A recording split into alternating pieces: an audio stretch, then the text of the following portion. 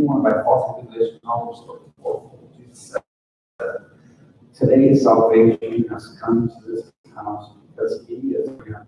The Son of Man has come to seek and to save that which was lost.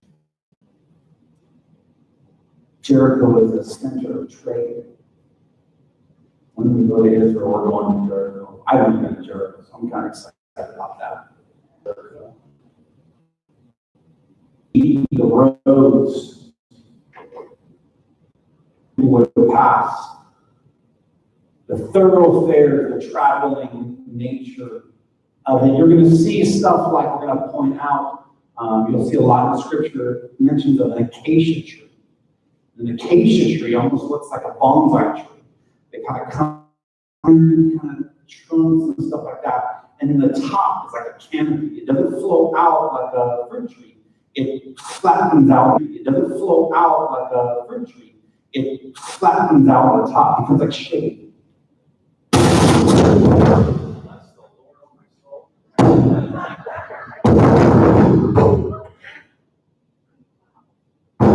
Hey, Lord, we won't go to Jericho. Okay. Well, I want to keep it on for. How about that? Are we on? That's 1, 2. I think I might. What? It could be the wire. It broke. Here's what we're going to do. Can you give me 2 seconds? Be like, what are we going to do? Don't leave.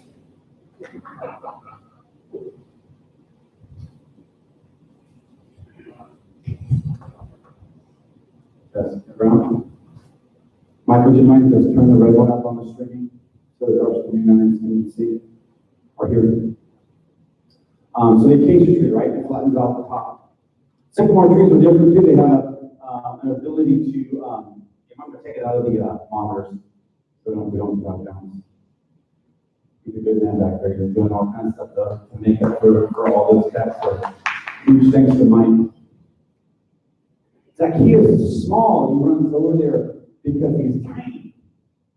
And he gets into this tree and he looks up and he's looking for Jesus.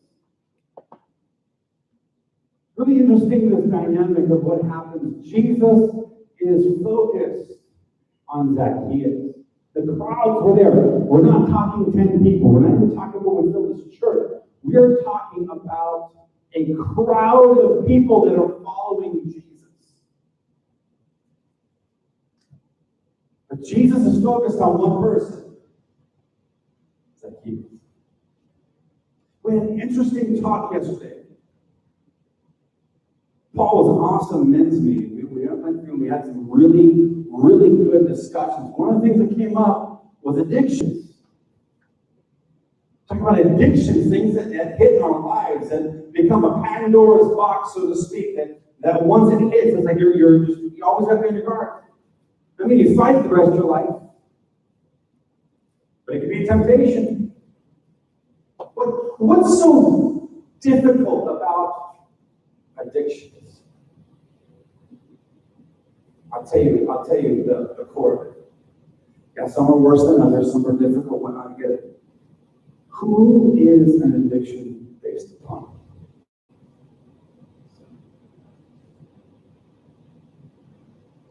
Never, ever, ever underestimate the power of desire. Never underestimate. And I underestimate the power of self. That got Lucifer in trouble. That he fell from the heavens. He was the director of worship. He was a worshiper. The worship leader, if you will, in heaven. What got him? Was it because somebody sang better than he did? Was it because the buffet was greater down south? He wanted to exalt himself above. Don't ever underestimate the power of self. it's so sly. Oh, it's so sly. Oh man, I hear it all the time. And I think there's an element of it that is righteous. I got to take care of me. That's great. I said it. I preach it. Got to take care of this. Got to take care of my family. Got to take care of it. And you're absolutely correct. Our first ministry is to Jesus. Our second ministry is what? To our spouse, our family, then ministry and beyond. We have a duty to our families.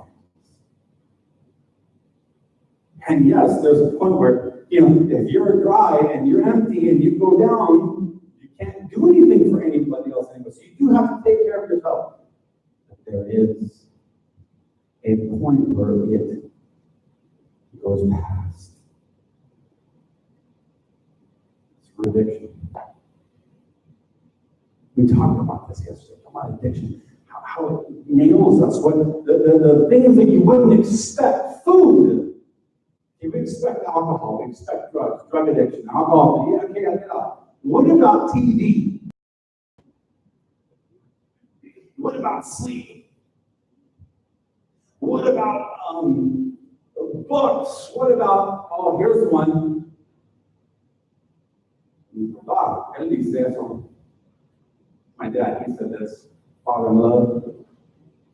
The phone. Everybody's talking about stuff, and he's like, this is what's killing our families today. He should have stood up and preached the rest of the night.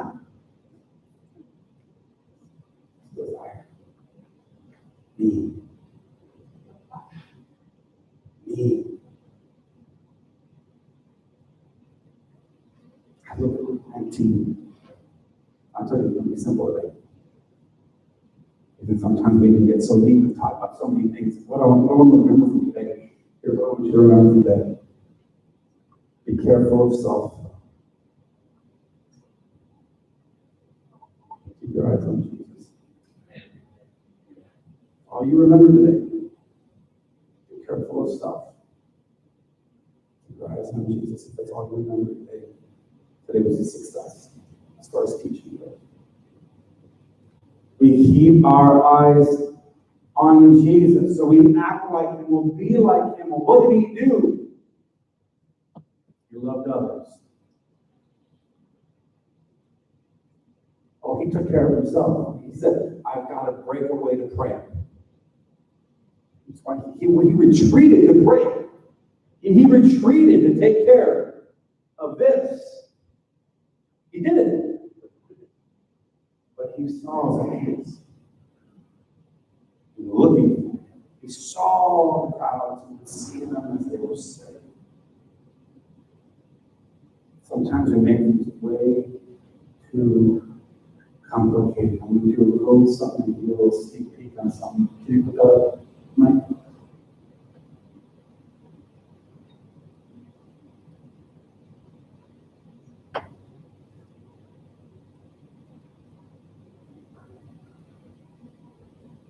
Sure it is. So anyway,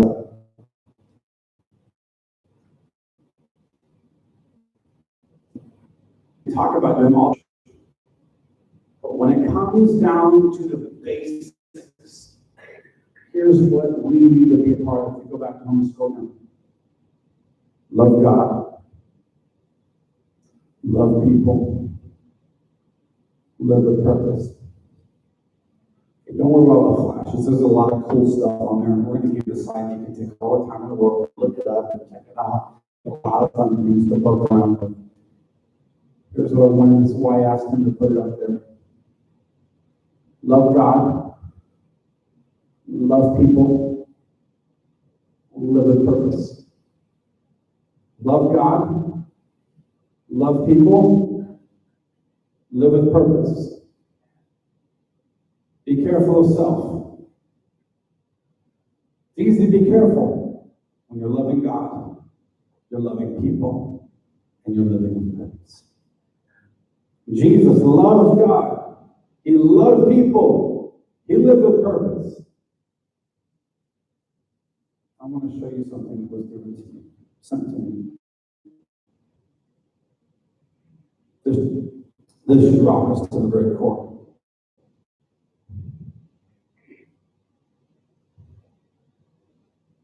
There was a study done, almost 5,000 people. This is the reason why people go to church. To become closer to God. So the children will have a moral foundation, to become better. For comfort in times of trouble or sorrow, they find the sermon valuable, prayerfully. To be part of a faith community, to continue their family's religious traditions, feel obligated to go, to meet new people or socialize, to please their family's spouse or partner.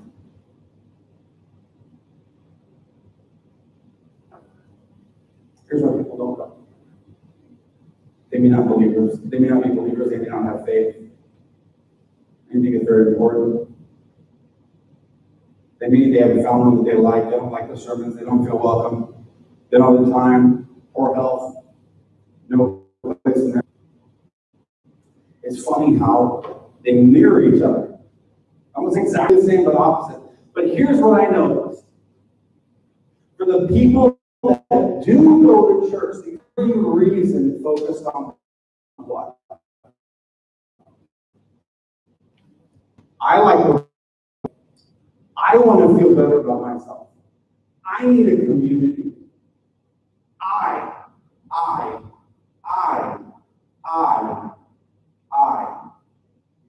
Not one reason said, because I want to bless somebody else. I want to help somebody else. I want to give to somebody else. I want to change the world in which I live in. I want to affect change. I.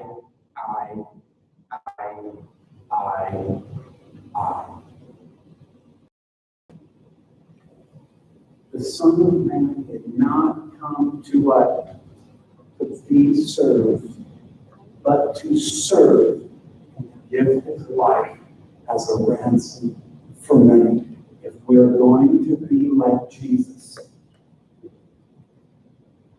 if we are going to be people of influence, if we are going to love like Jesus, we're going to have to beware of self. And understand that it's not about me. Now, I'm not saying that even half of these, any of these, are for us. That's definitely knowing your own. I said, I'm not saying that at all. I look at this and I was just, boom. That's something to be aware of, so that we don't get there. I don't want to look like the rest of America. I don't want to look like the rest of the churches in America. I don't want to look like the rest of the churches in Foursquare. I want to look like our community. I want to look like God wants us to look like.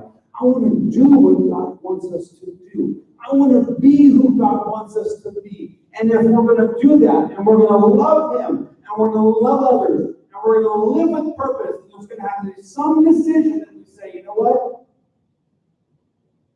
I got to take care of it. But it's not about me. Lord,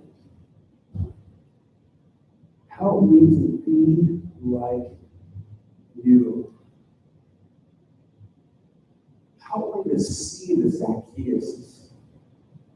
Help me to be so focused that my response is not, what is he doing? Now you're like a grown man. His first response was, I've got to be at your house today. And he says, he welcomed Jesus in.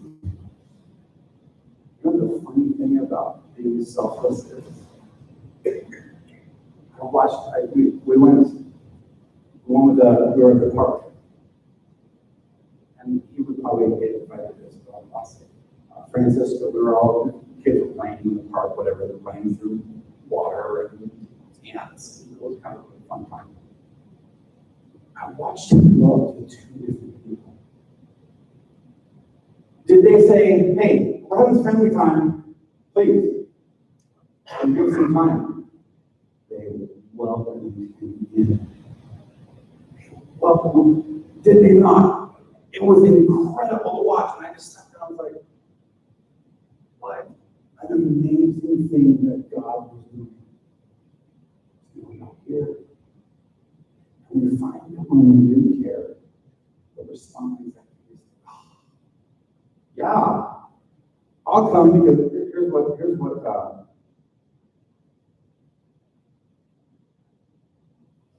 American pastors, imams, rabbis have spent endless amounts of time trying to cater to millennials' tastes, millennials being this new generation, or at least what they perceive to be their taste, coffee bars, hip young clergy, mission strips or exotic locales. But this study suggests a secular media piece. But this study suggests that there's an underserved group of believers who seem that like they'd actually like to go to religious services if only someone could help them get there and welcome them when they arrive. The real question to ask ourselves is in that story of Zacchaeus, who are we most like? Are we like Jesus? Dude, I gotta get to your house. You gotta come on, let's hang out. I'm the tax collector. Just on the note here, tax collectors were hated. These were people that would collect taxes on behalf of the Roman Empire. But what they would do is that the Roman Empire would say, okay, we need 10% of the cut, or we need 20% of the cut. And so these guys would come and say, hey, the tax this year is 45%. And the people would go, it's crazy, I don't have the money. You better pay it off, but we're going to come after you. And depending on if they like them, the tax is 35%. Depending on what they could get out of them, is the cut that these tax collectors had. They were rich. Why? Because they chose how much more to up what was asked for from Rome, or what was asked for from government, the local government, and whatnot. They were hated in society. People wanted nothing to do with them because they were moochers, they were stealing, and they had no care for the people of the community, no matter how little they had or how much they had. These people were evil. And who does Jesus see? Oh man, Matthias. Yes, you're the usher over in the synagogue, right? Hey, let's go have some lunch. So let's talk about. He goes to the tax collector in the tree. Yeah, let's have some. I gotta go to your house. And the religious leaders say, who is this guy that he's going to a sinner's house? People would be glad to come if they were simply invited, and when they got here, that they were welcomed.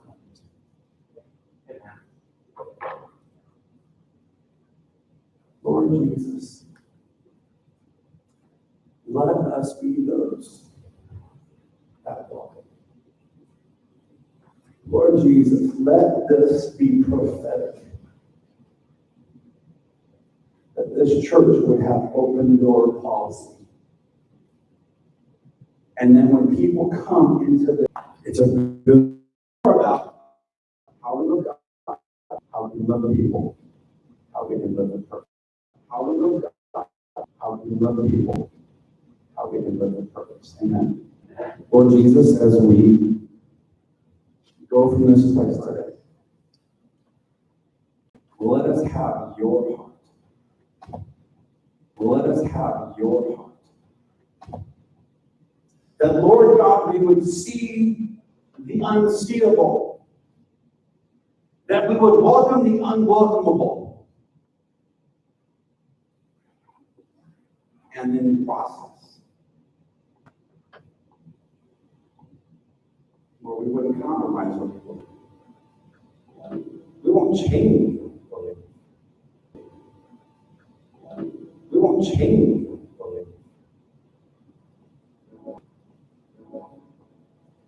you'll show us what the influence of passion has on us. Lord, we give you praise today. And we thank you for all that you're doing, not just in the Well Foursquare Church. We give you praise today. And we thank you for all that you're doing, not just in the Well Foursquare Church, but in every church in this incredible town called St. Paul. Bless them today. Bless each and every person that comes out of the place of worship today. Let them have a wonderful day. Let them be strengthened. Let them have as well a passion for the lost, that we can band together and do what you all called us. You called us all to do, to go and make disciples. Bless them, I pray.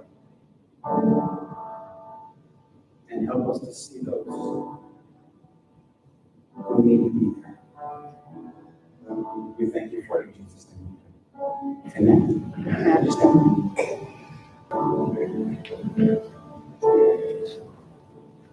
Be all that God's called you to be. Love, love, love, love. By your actions, by your words, by your facial expressions. Be Jesus to everybody around. Amen. We've got a Bible study at 7 o'clock on Wednesday. We've got the stuff for the ranch, our barbecue next week. It's at 5 p.m. Check out your details on your bulletin. $10. Make sure you get a ticket as soon as you can so we can have enough food for you. God bless you. I'll talk to you next week.